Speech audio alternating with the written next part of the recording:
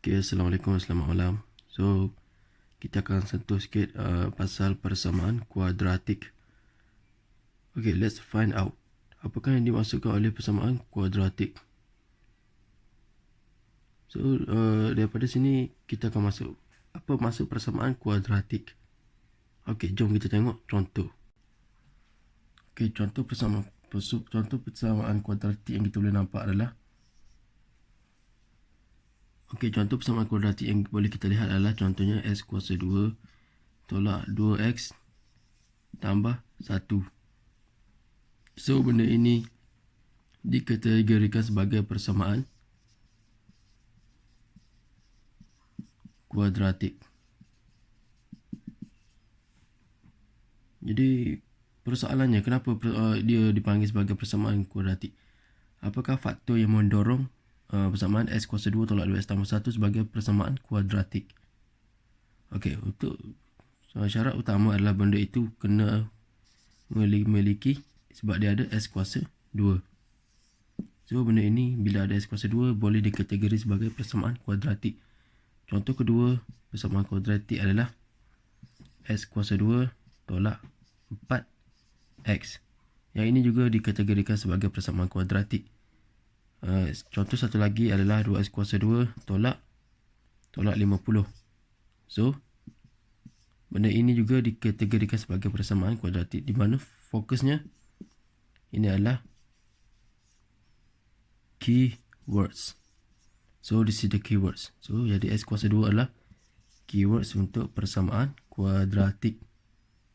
Okay, so, dia punya keywords. Jadi, itu adalah syarat utama lah.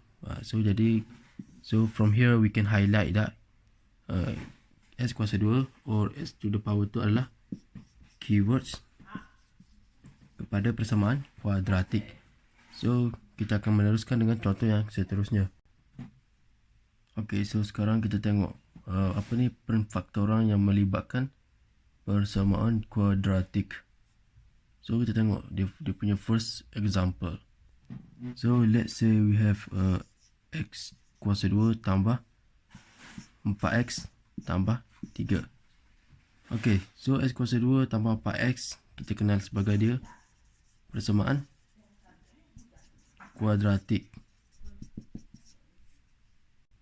And then apabila dia melalui satu proses yang dikenali sebagai pemfaktoran, so bila dia dikenal sebagai proses pemfaktoran, jadi kita akan mendapat dia sebagai x tambah 3 darab x kurungan x tambah 1.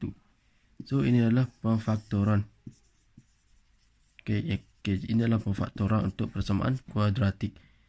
Jadi, bagaimanakah ia dilakukan? So, kita tengok dia punya konsep. Okay, so kita kembali resume. So, kita akan tengok, macam mana lah.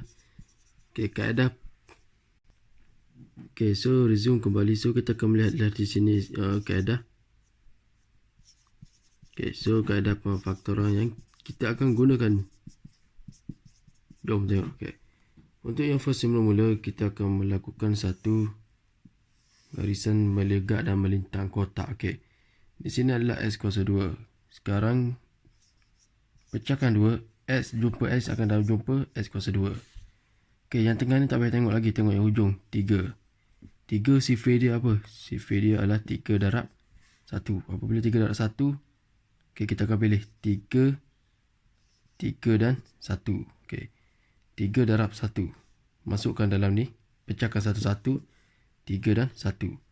Di situ kita akan dapat darab silang. X darab 1 dapat 1x.